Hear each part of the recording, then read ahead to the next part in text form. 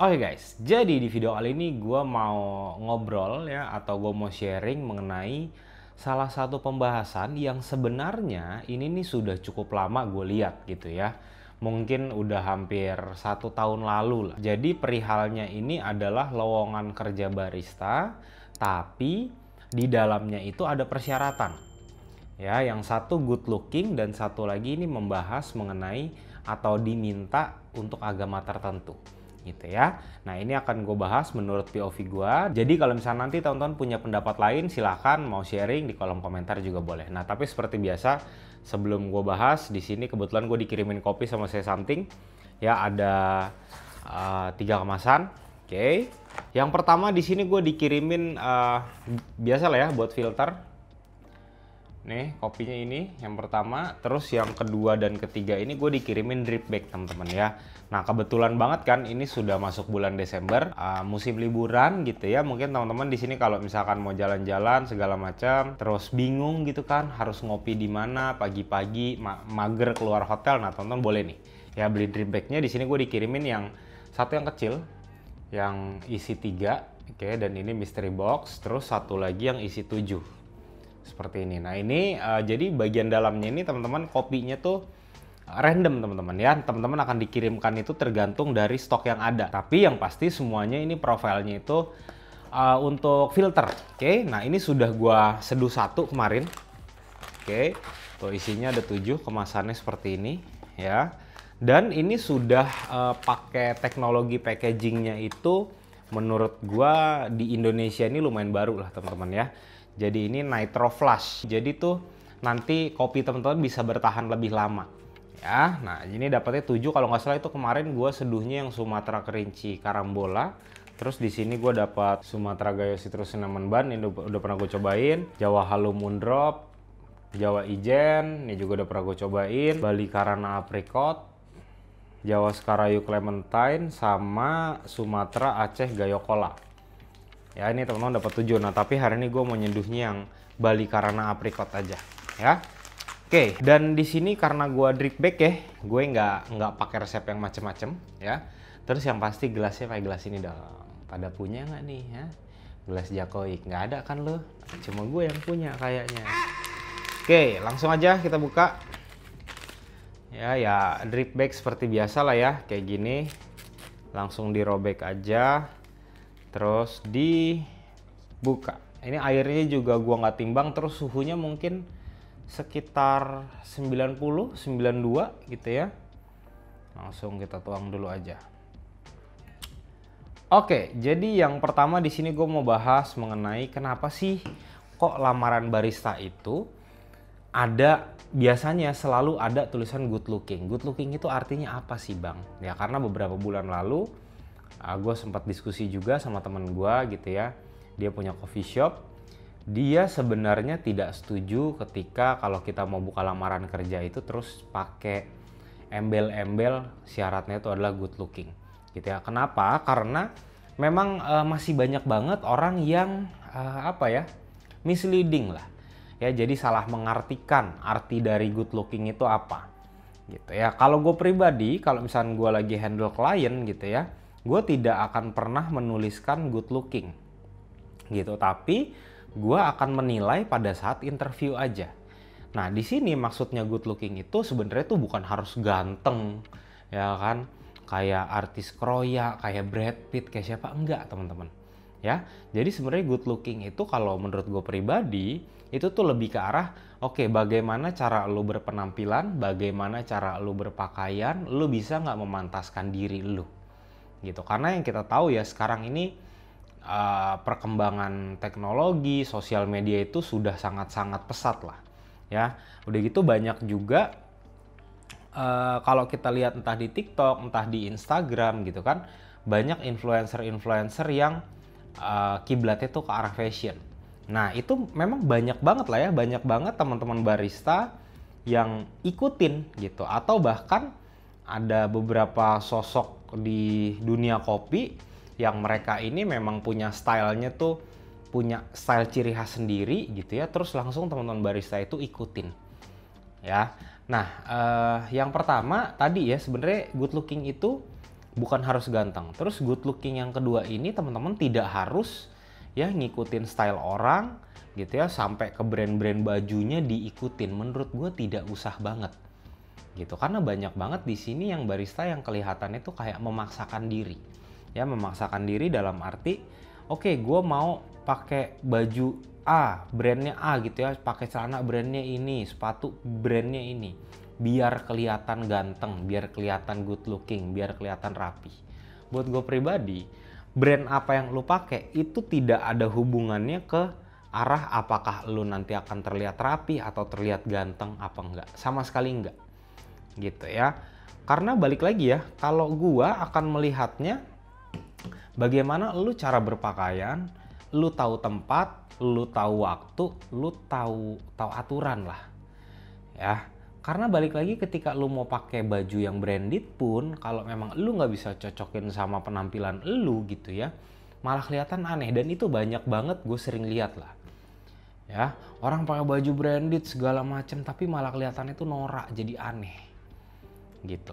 Kalau gue juga tidak pernah memaksakan oke, barista yang kerja di tempat klien gue ini harus pakai kemeja, enggak, sama sekali enggak ya. Mau pakai t-shirt biasa boleh, tapi tolong t-shirtnya itu memang pakailah yang warnanya masih proper lah ya, jangan yang udah bekas kena pemutih terus di dekat merek belakangnya bolong-bolong, jangan gitu ya. Kenapa seperti itu? Karena memang lu ini harus kelihatan good looking, karena lu ketika di coffee shop lu itu jadi pion lah ya, lu itu jadi orang yang pertama kali menyapa customer. Jadi lu juga harus punya pikiran bahwa oke, gue harus berpakaian yang pantas, yang rapih, yang enak dilihat. Jadi di sini memang ya, kalau kita bicara masalah style gitu ya, ini balik ke orang masing-masing. Setiap orang akan punya hak untuk mau berpakaian seperti apa gitu. Tapi ya tolonglah. Ya memang lu punya hak, tapi lu juga harus bisa melihat cocok nggak nih pakaian gua ketika gua mau kerja. Teman-teman boleh deh lihat kalau memang mungkin mau ikutin styling segala macem. Ya itu tuh di YouTube udah banyak banget tutorialnya gitu loh. Teman-teman bisa lihat. Teman-teman di sini juga harus paham bahwa ketika lo kerja di coffee shop itu kan sudah masuknya industrinya F&B. Ya F&B itu salah satunya memang harus diperhatikan itu adalah hospitality-nya. Nah sekarang bagaimana lo mau ngasih pelayanan yang terbaik, lo mau bikin customer nyaman kalau lo sendiri itu tidak bisa memantaskan diri lo sendiri.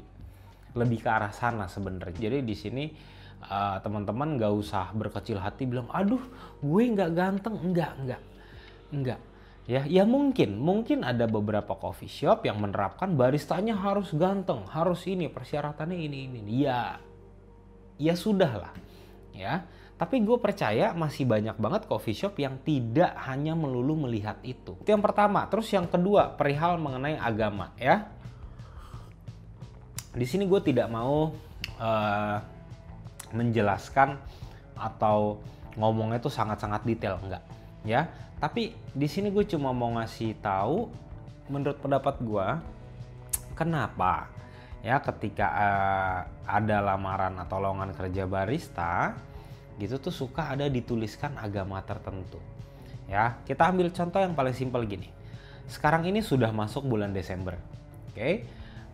Artinya sebentar lagi akan Natal. Natal ini dirayakan sama teman-teman kita, saudara-saudara kita yang beragama Katolik atau Kristen atau Nasrani lah ya.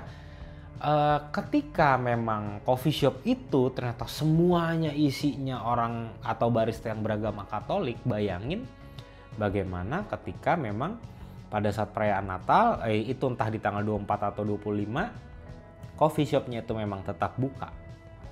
Ya sedangkan yang kita tahu setiap agama apapun itu ketika memang perayaan atau hari raya besarnya pasti biasanya ada makan-makan sama keluarga, ada acara sama keluarga, ya ngunjungin keluarga. Nah gimana caranya kalau misalkan pada saat Natal itu ternyata semuanya agamanya Katolik gitu ya. Jadi maksud gue di sini adalah ketika memang ada lamaran seperti itu, atau kalau gue biasanya tujuan gue hanya satu ya. Mungkin ketika lebaran gitu ya, atau lagi bulan puasa, teman-teman yang agama muslim yang berpuasa itu bisa di backup ya sama teman-teman barista lain yang bukan beragama muslim.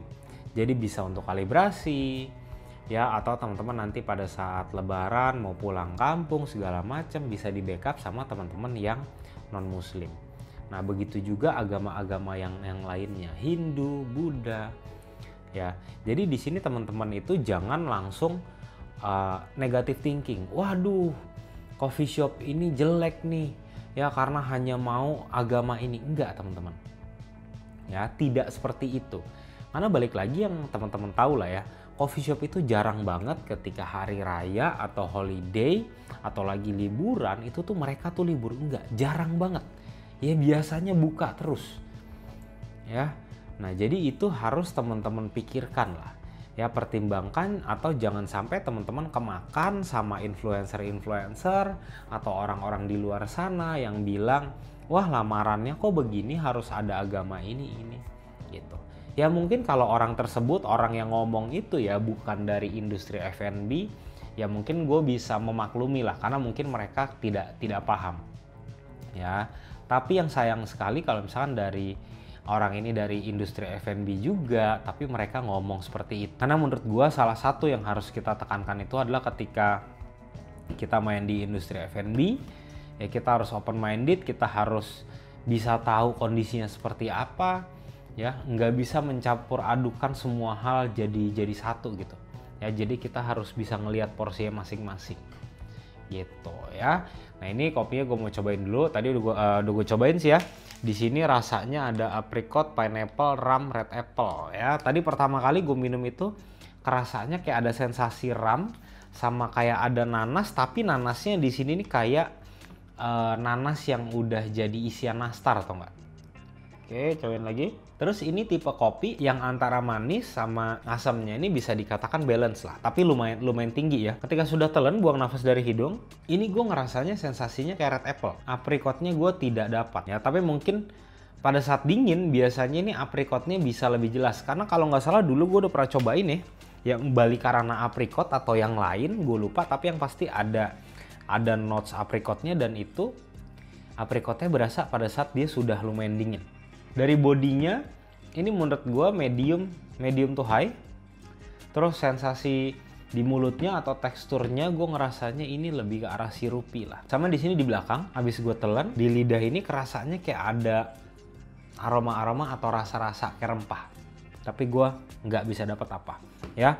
Nah jadi buat teman-teman nanti kalau misalnya mau beli kopinya, ini pas banget ya momennya pada saat udah mau liburan. Mungkin nonton mau kasih hampers ya pada saat nanti tahun baru atau pas Natal, atau mau dibawa buat jalan-jalan. Menurut gua ini sangat kecil, simple, nggak ribet, udah gitu dia ini bisa bertahannya tuh, kalau yang gue dapat ya ini sampai 18 Juli 2025. Jadi daya tahan dari kopi ini karena dari tadi ya pakai nitro flash itu, jadi bisa 6 bulan ya selama kemasannya tidak dibuka.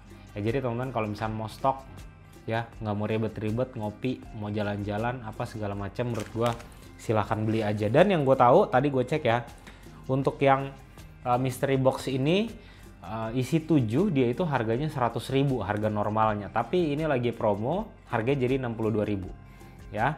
Nanti untuk link pembeliannya gue akan cantumkan yang Shopee sama Tokopedia, tapi nanti di bagian atas itu akan gue tuliskan yang harganya paling murah.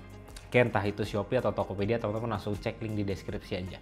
Nah buat teman-teman kalau misalkan ada pendapat mengenai materi yang gue bahas kali ini, silahkan tulis di kolom komentar aja biar kita bisa saling berdiskusi. Oke teman-teman, sampai ketemu di video selanjutnya. Thank you.